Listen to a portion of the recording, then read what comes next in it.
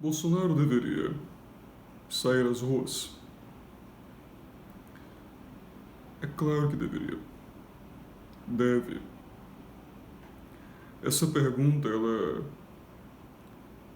do ponto de vista político, não precisa sequer ser feita. É óbvio que ele deve sair à rua. Qual é o risco que ele politicamente corre? Ser chamado irresponsável? Esse é o preço que ele pagaria? Qual é a situação atual do posicionamento dele a respeito da quarentena? Ele assumiu um lado neste debate. Que lado é esse? Bom, ele propôs o relaxamento da quarentena. Do outro lado, consequentemente, existe um enrijecimento da quarentena. Como ele deve se comportar?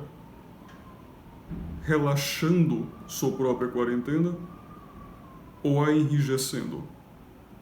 É óbvio, é inevitável que ele deve se portar como quem relaxa sua própria quarentena, porque isso contorna a hipótese dele ser acusado de algo que é câncer na política. Faça o que eu digo, mas não faça o que eu faço. Essa pecha de hipocrisia é incomensuravelmente mais danosa do que o risco que ele corre em ser acusado por irresponsável. Claro.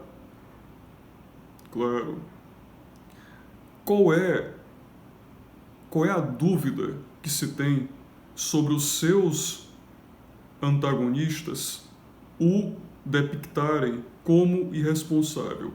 Quer ele, assim, forneça meios a mais ou a menos para isso ou não? É certo, todo dia. Deveria ele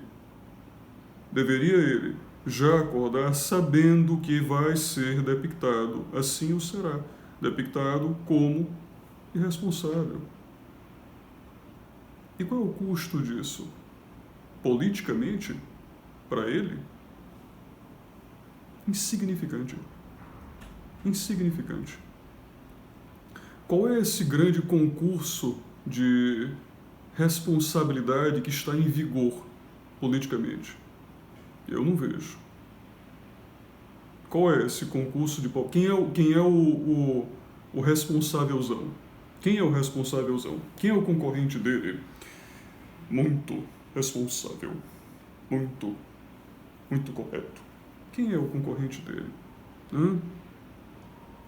Esse é um tempo em que, para se negociar com policiais em greve, o sujeito entra numa escavadeira e se joga em cima do quartel. Daí vai ser erguido crítica sobre responsabilidade. Qual é esse concurso? Quem são os adversários dele? Isso é importante, porque é fundamental, na verdade. Um amigo meu me ergueu a questão, né? Mas a respeito do pronunciamento sobre o combate ao coronavírus, o polêmico pronunciamento, ou dito por alguns polêmico pronunciamento de terça-feira. Winston Churchill jamais faria isso, Carlos. Winston Churchill jamais faria isso. É aviltante. Ah, meu Deus. Cadê o Churchill? Quem é na política esse Churchill? Quem é o adversário dele? Quem é o Churchillzão? Quem é que encarna a responsabilidade de maneira relevante entre os seus adversários? Não existe em política, não existe poder aéreo. Ele é encarnado. quem é o adversário dele. Ele não precisa ser mais responsável do que o Winston Churchill. É irrelevante. Ele não precisa ser mais responsável do que o Winston Churchill, porque o Winston Churchill não é seu adversário.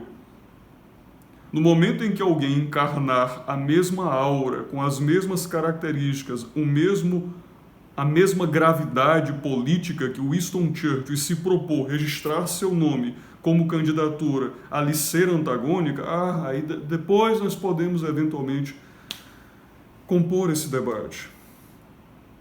Mas quem são os adversários dele que representam uma responsabilidade? O governador de São Paulo? O mesmo que há uma semana atrás foi humilhado por ele na reunião, foi peitado na reunião, foi deslegitimado na sua tentativa de se constituir porta-voz dos outros governadores. Esse é o avatar da responsabilidade. É óbvio que nem toda a responsabilidade concentrada do mundo em alguém poderia salvá-lo politicamente da pecha de fraco. Isso é muito mais grave do que o elan por ser responsável. É muito mais relevante do que o ímpeto por ser responsável. Ele é fraco. Ele foi depictado como fraco, confrontado frontalmente como fraco. Isto é uma mácula muito mais grave do que caracterizá-lo como louco. Responsabilidade está para prudência. Prudência sem força, sem coragem, é hesitação, fede a medo. Politicamente, prudência só tem vigor se aliada à força, à coragem. Não adianta você ser observado como prudente e pusilânime ao mesmo tempo. Isso não lhe afere poder. Política é a respeito de poder. Fundamentalmente, esse é o conceito mais importante da política. A pergunta fundamental da política, na análise de uma ação, é: ela lhe favorece, ela lhe fomenta poder ou não? É isso. Essa é a primeira resposta. Eu não estou dizendo a você que isso deveria ser assim. Eu estou argumentando a você que é assim. Se você tem algum incômodo com isso, você pode se tratar com Maquiavel. Há 500 anos. Você quer mesmo revisitar esse conflito argumentativo que já foi vencido há 500 anos? Vai lá, tente. Faça isso. Visite-o. Sempre é importante. Faça esse passeio. Agora, esse é um comportamento, né, que particularmente, também de certo, fomenta sua popularidade, que é um dos pilares sobre os quais, me refiro aqui a Bolsonaro, claro, é um dos pilares sobre os quais ele se sustenta, é um dos pilares sobre os quais ele se edifica.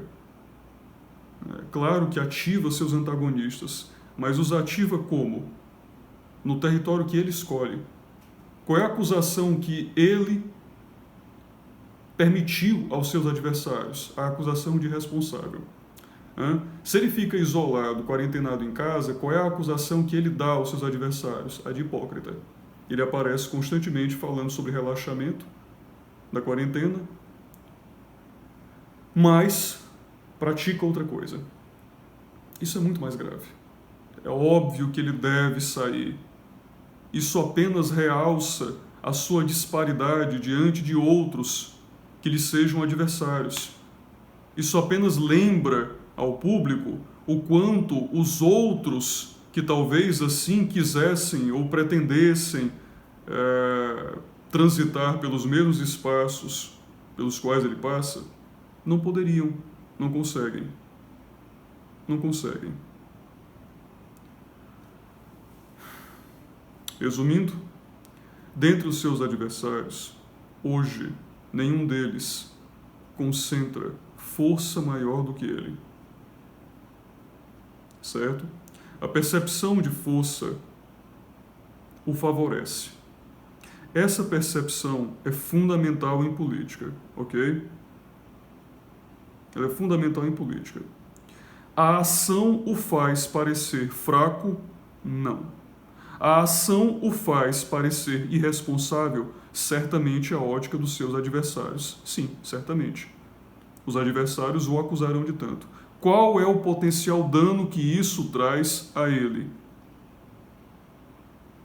Administra-se esse dano. Não existe ação perfeita. É óbvio que toda ação vai configurar eventualmente algum dano. Mas qual é a outra opção? Como regra geral. É claro que ele não pode, por exemplo, sair à rua e parecer não trabalhar. Inclusive, esse ponto foi fundamental a antagonizar um repórter que o parou na rua. Eu vou deixar na descrição o link do vídeo para quem queira observar, quando o repórter o entrevista e diz: mas senhor, o senhor... algo nesse sentido, né? Ah, mas senhor, o senhor não segue as recomendações de saúde, etc. Ele se virou para o repórter e disse: mas você não está aqui? Não tem nem máscara. Você também não segue essas recomendações. Aí o repórter diz: mas eu vim trabalhar, senhor. Daí ele diz: e eu estou fazendo o quê? Estou trabalhando. Estou trabalhando. O que ele está dizendo?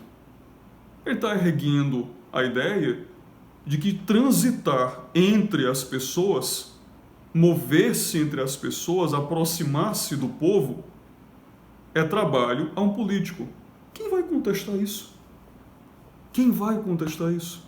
Qual é o político que acorda de manhã e cobiça não ser popular?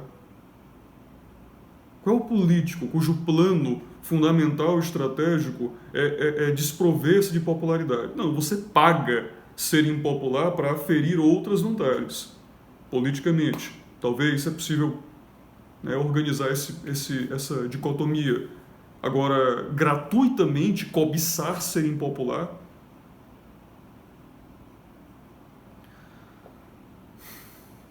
Bom, mas inscreva-se, é isso. Abraços, se cuidem.